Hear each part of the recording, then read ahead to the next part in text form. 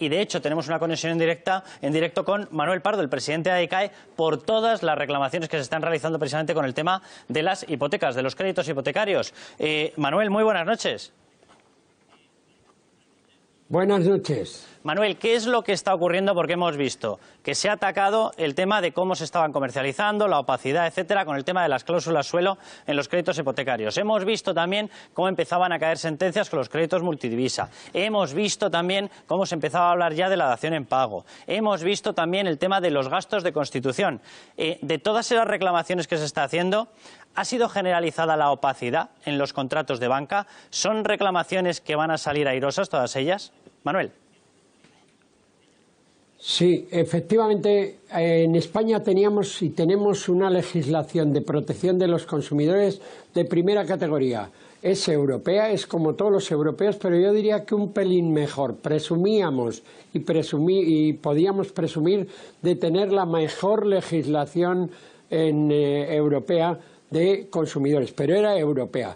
Entonces, lo que ha resultado en estos 10 últimos años es que lo que yo he calificado de suspensión del Estado de Derecho para los consumidores, porque los gravísimos problemas de la banca, que podrían extenderse también y se extenderán de hecho a las eléctricas, a las telecomunicaciones, en general a los derechos de los consumidores en los contratos masivos, en los contratos en serie, que van para miles, cien miles, millones, incluso como en el caso de las cláusulas suelo o en el caso de los gastos hipotecarios o de las preferentes, etcétera. Y entonces ahí no obraba la protección de los consumidores y ha tenido que ser primero el Tribunal Supremo, hay que decirlo, el Tribunal Supremo fue el primero que sentenció la nulidad de las cláusulas suelo, el Tribunal Supremo español. Lo que pasa es que limitó el alcance de esa nulidad y entonces ha sido corregida con la misma doctrina.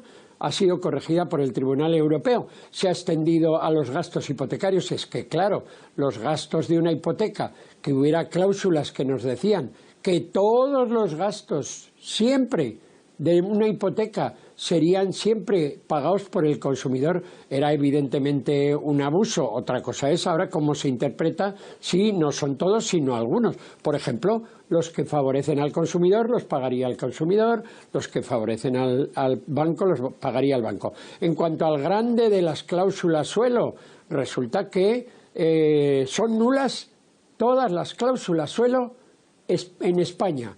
¿Por qué? Algunos dirán, y en otros lados de Europa no, es que no había esa cláusula, es que eso fue un invento español fraudulento para mejorar los balances y son todas. Y por tanto, los bancos empedernidos como Sabadell, Popular y algunos que se empeñan, hoy mismo ha salido insultándonos a todos, a jueces, a gobierno, a sentencias, ha salido el señor Oliu. Pues bien, diga lo que diga, que se empeñe lo que se empeñe en esos bancos empecinados, porque la mayoría, los grandes, todos han reconocido que tienen razón los consumidores, que había unos abusos que no se paraban y por tanto que se tienen que parar, y eso cambiará la relación de los consumidores con las empresas de todo tipo y con la banca en particular. Don Manuel, usted lo ha calificado de un periodo en el cual no se aplicaba el Estado de Derecho. ¿Eso coincide con los momentos de crisis en los cuales la banca tenía problemas? Y sobre todo, allá había una serie de organismos que tenían capacidad para supervisar el comportamiento de los bancos. ¿Qué es lo que ha ocurrido? Pues que efectivamente el Banco de España flagrantemente se puso al lado de la banca con Fernández Ordóñez, ha continuado con el señor Delíndez, aunque en estos momentos, digamos, los problemas ya son reflujo de lo que fue, pero el Banco de España se ha convertido en lo que en ADICA hemos llegado a llamar patronal bancaria, una cosa tremenda, porque su misión, lo mismo que la de la CNMV, es la de la protección de los consumidores. Está en primer lugar en los estatutos del Banco de España y de la CNMV. Algunos me dirán, en el del Banco de España no tanto. Pues yo digo que sí, porque la centralización del Banco Central Europeo ha dejado que en los estados los bancos centrales garanticen la protección de los consumidores. No solo no han garantizado, sino que en el caso del Banco de España se ha puesto al lado de las entidades, incluso en el Tribunal Europeo han estado mandando informes secretos verdaderamente vergonzosos en contra de los consumidores, es decir, operando como beneficiarios de la banca. En el caso de la CNMV lo que ha habido es claramente lavarse las manos. Ahí quizás no ha habido tanto apoyo a los proyectos, pero se han lavado las manos en cosas como las preferentes. Manuel, Marcos.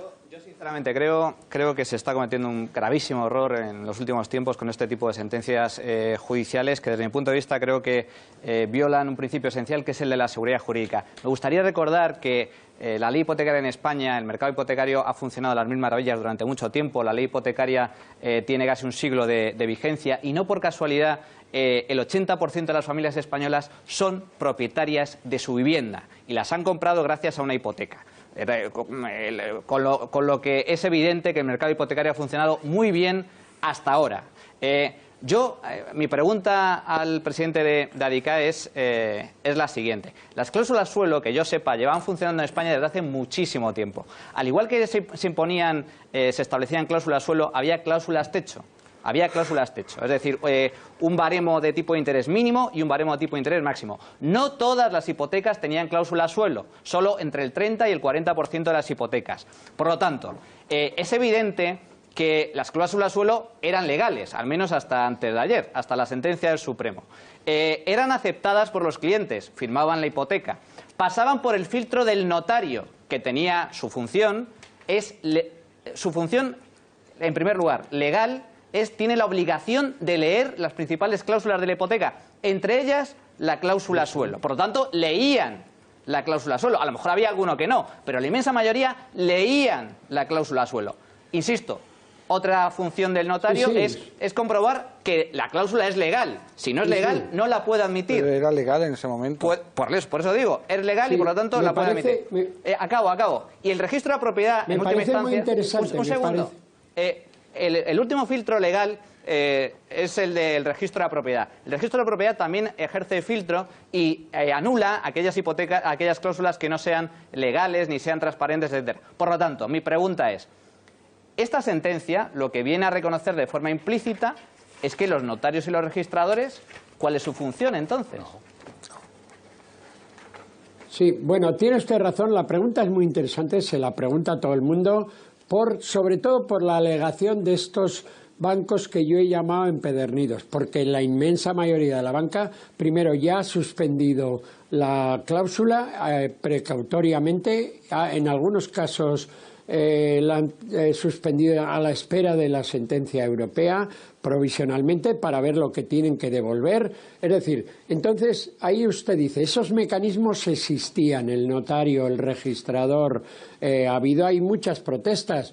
En el caso de los notarios yo creo que están arrepentidos, hoy lo vemos, dialogamos con ellos y quieren cambiar la imagen de la notaría, porque la pagaba el consumidor y resulta que estaban a favor de la banca siempre.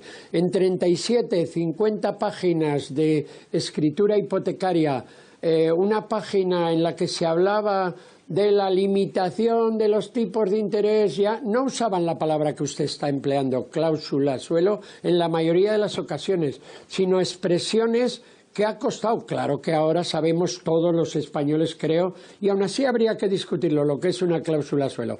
Lo de techo no existía en muchas ocasiones o era una verdadera trampa, porque era techo 12%, que suban los intereses al 12%. Es decir, ahí yo creo que los bancos han tenido ocasión de defenderse, han tenido un defensor privilegiado, el Banco de España, y sin embargo el Tribunal Europeo, también el Tribunal Supremo. El Tribunal Europeo no ha dicho mucho más respecto a la cuestión que el Tribunal Supremo español y ha declarado nulas, y la única discrepancia es que el Tribunal Supremo español, presionado por el lobby bancario, por informes del Banco de España, por toda una serie de circunstancias de la banca española paradójicas, porque si estamos bien, y entonces no tiene nadie que decir que no se pague un fraude, Por tanto, ahí yo no veo inseguridad, porque la seguridad del Estado de Derecho la da el Tribunal Supremo, las sentencias. Bueno, cientos de tribunales y de audiencias han sentenciado ya también en el mismo sentido, así que no le echemos la culpa al... Sí. Don Manuel, se nos está acabando el tiempo. Hablaremos más de este tema porque al final con toda la información que ha salido de los Pujol se nos ha ido echando hacia atrás. Hablaremos más de este tema porque hay muchísimo que hablar. Muchísimas gracias, don Manuel.